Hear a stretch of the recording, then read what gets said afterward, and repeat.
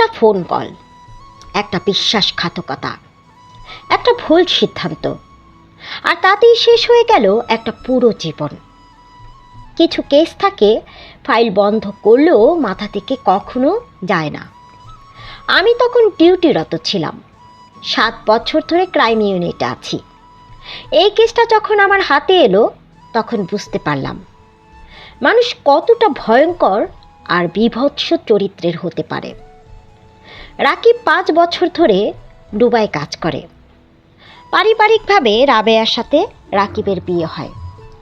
বিয়ের 1.5 বছরের মাথায় রাবেয়া একটি কন্যা সন্তানের জন্ম দেয়।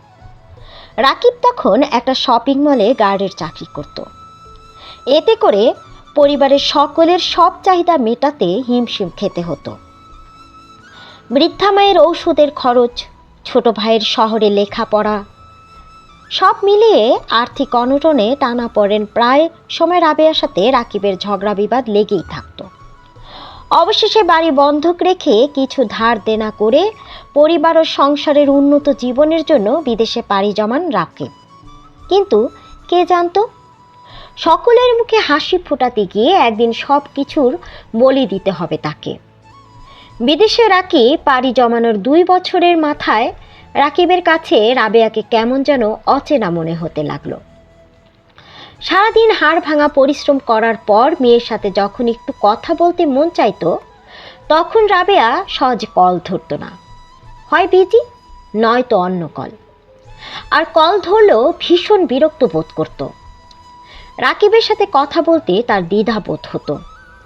মাঝে মাঝে রাকিব রেগে গিয়ে বলতো, তোমার সমস্যা কি?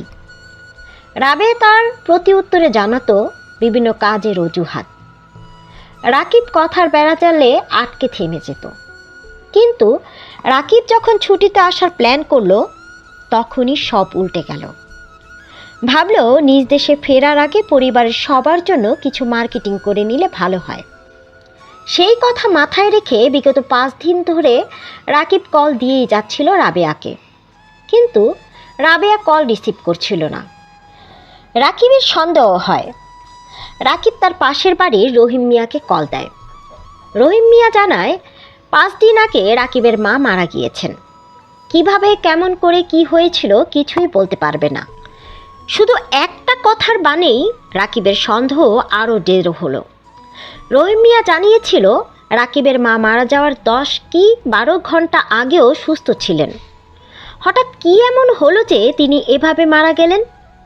কথাটা শোনা মাত্র রাকিবের বুকের ভেতরটা মোচড় দিয়ে উঠল। কারণ তার মা যে মারা গেছে তাকেও তো কোনো কথা জানানো হয়নি। কিন্তু কেন? রাকিব আরও জানতে চাইল তার স্ত্রী ও সন্তানের কথা। রহিম মিয়া জানায় তার মা মারা যাওয়ার পর জানাজা শেষে কয়েক ঘন্টা পর তার স্ত্রী, সন্তান, ভাবি এবং ভাবির বাপের বাড়ির কোনো এক আত্মীয় এসেছিল। সে সহ পুরো বাড়ির সবাই বাড়ি ছেড়ে চলে গেছে। রহিম মিয়া আরও জানায়, আমি আগ বাড়াইয়া তোমার বউ রেজি গাইছিলাম, মাত্রই হাউরি মারা গেল, এখন কই যাইবা? তোমার বউ কইছিল এহানে থাকলে মাইয়া ভয় পাইব, হ্যাল লাইগা তোমার হৌরের বাইর যাইব। দুশ্চিন্তাগ্রস্ত রাকিব স্বস্তির আশায় কল দেয় শ্বশুরের মোবাইলে। শ্বশুর স্পষ্ট জানিয়ে দেয় তার মেয়ে আর নাতনি তার বাড়িতে আসেনি। এ কথা শোনা মাত্র রাকিব কাল বিলম্ব না করে নিজ দেশে চলে আসে। বাংলাদেশে এসে নিজের স্ত্রী, সন্তানকে টানা 3 দিন খোঁজ করে। না পেয়ে রাকিব নিরুপায় হয়ে থানায় ডায়েরি করে। থানায় ডায়েরি করা সত্ত্বেও রাকিব স্বস্তির নিঃশ্বাস নিতে পারছিল না। কারণ টানা 15 দিন খোঁজ করেও তার স্ত্রী, সন্তানকে পাওয়ার সঠিক কোনো তথ্য রাকিব পাচ্ছিল না। হঠাৎ টিভিতে একটা নিউজ শুনে রাকিবের বুকের ভেতর মোচড় দিয়ে উঠল। 6 কি 7 বছরের একটি শিশুর মরদেহ ডাস্টবিনে পাওয়া গিয়েছে। ডাস্টবিনে পাওয়া মৃত শিশুটি কি তবে রাকিবের মেয়ের টিয়ার? রাকিবের মন তখনও এক সমুদ্র সন্দেহ আর ভয়। টিভির নিউজে ডাস্টবিনে পাওয়া সেই 6 বছরের শিশুটির মরদেহ দেখে তার পৃথিবীটা মুহূর্তেই যেন ধুলোয় মিশে গেল। ডিএনএ টেস্টের রিপোর্ট যখন এলো রাকিবের সব আশার প্রদীপ নিভে গেল। শিশুটি আর কেউ নয়, তার কলিজার টুকরো আদরের মেয়ে টিয়া। মেয়ের মৃত্যুর কথাটা শোনা মাত্র রাকিবের হৃদয় যেন টুকরো টুকরো হয়ে গেছে। স্থির হয়ে দাঁড়িয়ে থাকার শক্তিটুকুও যেন অবশিষ্ট আর নেই। মেয়ের সাথে ভিডিও কলের কত কথা আর মেয়ের হাজারো বায়নাগুলো স্মৃতির পটে ভেসে ওঠে। রাকিবের মনে আরও একটি শঙ্কা কাজ করে। স্ত্রীর সাথে তো তার আদরের মেয়ে টিয়া ছিল। টিয়ার মরদেহ পাওয়া গিয়েছে, কিন্তু তার স্ত্রী গেল কোথায়? তবে কি তারও কোনো দুর্ঘটনা ঘটল? এই ভয়ে সে পুলিশের কাছে অনুরোধ জানায় যে তার স্ত্রীর খোঁজ যত দ্রুত সম্ভব এনে দিতে। পুলিশের ক্রাইম ইউনিট দ্রুত নড়ে চড়ে বসল। তদন্তকারী পুলিশ অফিসার বলল, কেসটি বেশ রহস্যজনক। ভিকটিমের মায়ের মৃত্যুর রিপোর্টটা সন্দেহজনক। অবিলম্বে ফরেনসিক টিমকে নির্দেশ দাও রিপোর্ট যাচাই করতে। আমাদের প্রতিটি ক্লু নিখুঁতভাবে দেখতে হবে। তদন্তকারী অফিসার আরও বলল, মানুষ এতটা নিচে কি করে নামতে পারে? একটা নিষ্পাপ শিশুকে মেরে ডাস্টবিনে ফেলে দিল। এদের কোনোভাবেই রেহাই দেওয়া হবে না। বাকিদের যত দ্রুত সম্ভব খুঁজে বের করতে হবে। হতে পারে এই তিনজনের মধ্যে একজনই হবে এই শিশুটির খুনি, আর নয়তো তিনজন মিলিত হয়েই খুন করেছে, কিংবা অন্য কেউ খুন করে বাকি তিনজনকে আটকে রেখেছে। এখন কেবল এদের খুঁজে বের করতে পারলেই রহস্য উন্মোচন হবে। তদন্তের দায়িত্ব যখন আমার হাতে এলো, আমি একের পর এক সূত্র মেলানোর চেষ্টা করলাম, কিন্তু রাকিবের স্ত্রী রাবেয়া, সন্তান ভাবি শায়লা এবং শায়লার ফুফাতো ভাইয়ের কোনো হদিস মিলছিল না। ঘটনার আসল মোড় ঘুরল যখন আমরা রাকিবের গ্রামের বাড়িতে ফরেনসিক টিম পাঠালাম।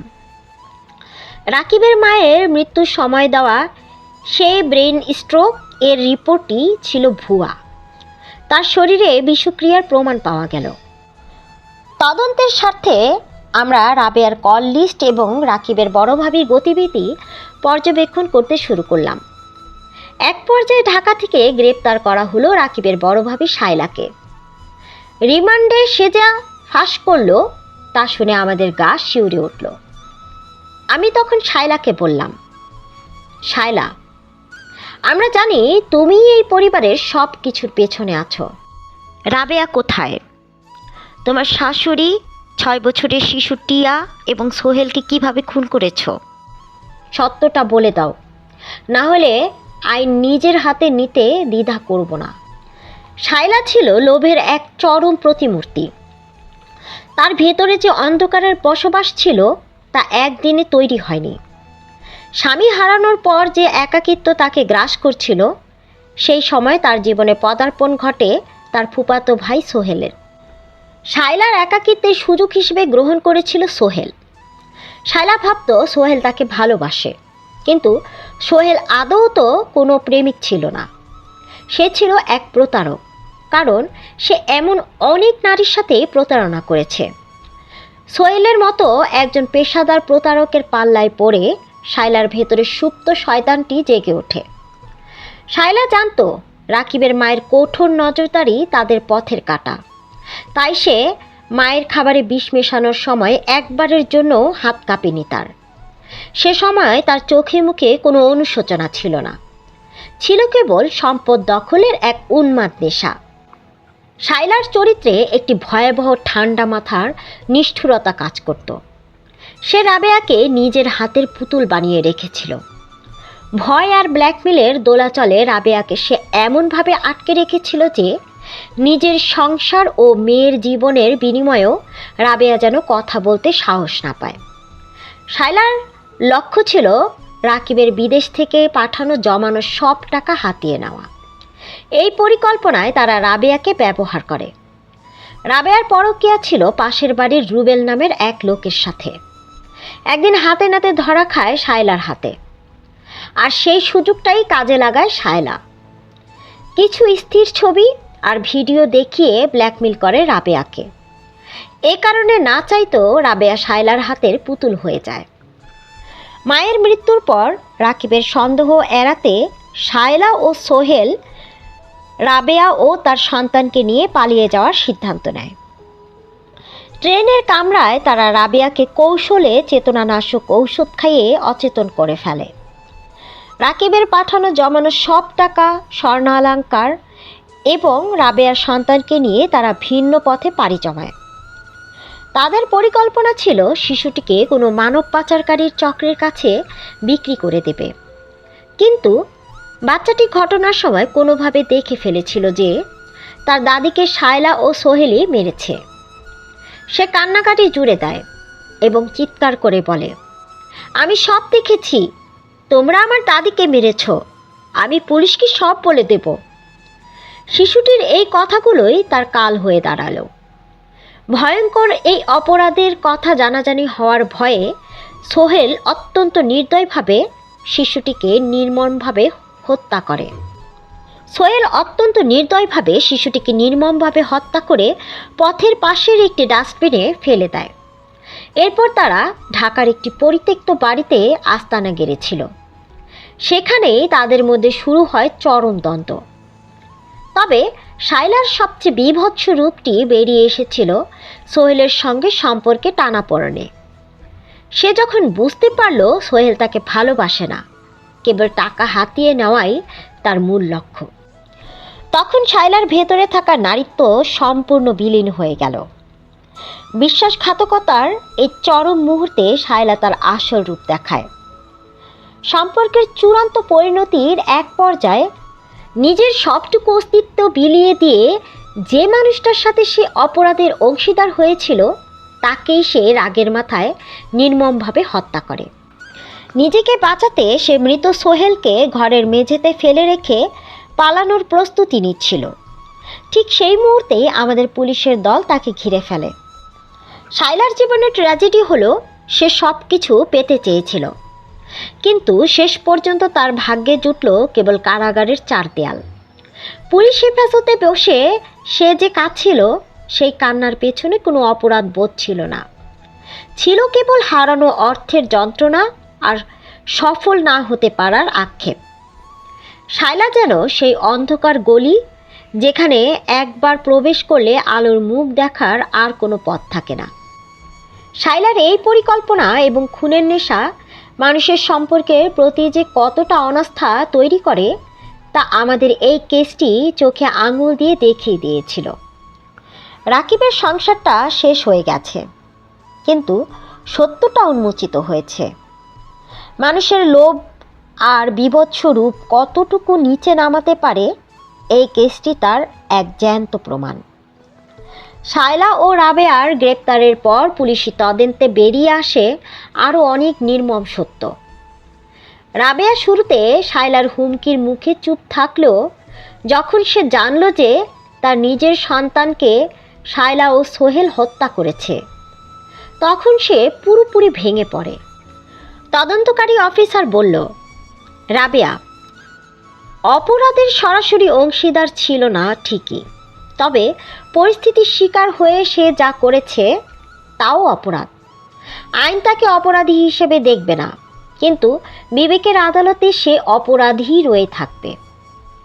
রাবেয়া যখন জানতে পারল যাদের ব্ল্যাকমেলের শিকার হয়ে এত কিছু করলো, অথচ তারাই তার সন্তানকে শ্বাসরোধ করে হত্যা করেছে, তখন তার মনের জগৎ পুরোপুরি চূর্ণ বিচূর্ণ হয়ে গেল। সে আর আগের সেই রাবেয়া ছিল না। হাসপাতালের সাদা চাদরে শুয়ে সে কেবল ফ্যাল করে তাকিয়ে থাকত। চিকিৎসক জানালেন সে পোস্ট ট্রমাটিক স্ট্রেস ডিসঅর্ডারে ভুগছেন। তার মনে সারাক্ষণ প্রতিধ্বনিত হতো নিজের মেয়ের শেষ আর্তনাদ। শায়লা তাকে ভয় দেখিয়েছিল যে যদি সে মুখ খোলে তবে তাকে মেরে ফেলা হবে। এই ভয়ের দাসত্ব করতে গিয়েই সে তার নিজের সন্তানকে রক্ষা করতে পারেনি। এই অপরাধবোধ তাকে প্রতি মুহূর্তে দহন করত।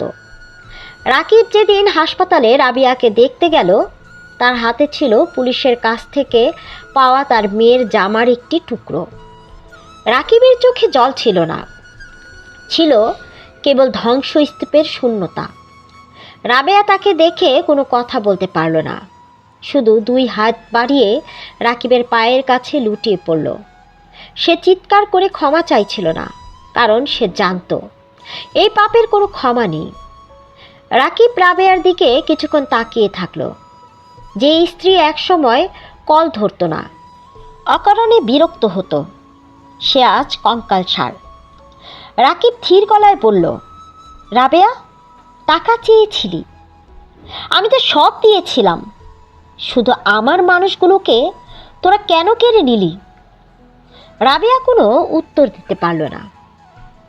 সে কেবল তার চোখের জল দিয়ে মেঝে ভেজাতে লাগলো। রাকিবের কোনো ঘৃণা অবশিষ্ট ছিল না, ছিল কেবল এক অসীম বিচ্ছেদ। সে বুঝতে পারল আর তার কোনো সংসার নেই। যে মানুষগুলোর সাথে তার ঘর বাঁধার কথা ছিল, তারাই তো আর ঘরের মানুষ রইল না, নরপিশাচে পরিণত হয়েছিল। এরা যতই তাদের ভুল শুধরে আসুক না কেন, তবুও এদের কোনো মতেই মেনে নিয়ে গ্রহণ করা সম্ভব না। তদন্তে প্রমাণিত হলো রাবেয়া অপরাধের সরাসরি সহযোগী ছিল না, সে ছিল শাইলার জবরদস্তির শিকার। তাকে আইনত অব্যাহতি দেওয়া হলেও সমাজ ও রাকিব তাকে গ্রহণ করেনি। ঘটনার পর রাবেয়া আর বাবার বাড়ি বা রাকিবের বাড়িতে ফিরে যেতে পারল না। তার নিজের বিবেক তাকে সমাজ থেকে আলাদা করে দিল। তদন্তের শেষে জানা গেল রাবেয়া মানসিক ভারসাম্যহীন হয়ে পড়েছে। সে প্রায় রাস্তার মোড়ে গিয়ে দাঁড়াতো, যেন তার ছোট্ট মেয়েটি ফিরবে। এই বীভৎস ঘটনার শোক সইতে না পেরে শেষ পর্যন্ত তাকে এক মানসিক আশ্রয় কেন্দ্রে পাঠিয়ে দেওয়া হয়। সেখানে সে সারাদিন কেবল একটি ছোট্ট পুতুল নিয়ে বসে থাকে, যেন সেটাই তার মেয়ে। রাকিবের নিজের জীবনের ক্ষতগুলো হয়তো কখনোই শুকাবে না, কিন্তু সে চেষ্টা করে যাচ্ছে যেন আর কোনো রাকিবকে এমন বীভৎস রূপের শিকার হতে না হয়। রাবেয়া বেঁচে থেকেও যেন এক জীবন্ত মৃত মানুষ। তাতে অপরাধ বোধ আর হারানোর যন্ত্রণার মাঝে সে আজ এক চিরস্থায়ী অন্ধকারের বাসিন্দা। আমার লেখা এবং আমার কণ্ঠে কাহিনীটি আপনাদের কেমন লাগলো অবশ্যই কমেন্ট করে জানাবেন। আপনাদের একটু উৎসাহ ও অনুপ্রেরণা পেলে আরও ভালো সুন্দর সুন্দর গল্প লিখে আপনাদের উপহার দিতে পারবো। আমি প্রত্যাশা আজকের মতো এখানেই বিদায় নিচ্ছি। ভালো থাকবেন, সুস্থ থাকবেন, ধন্যবাদ।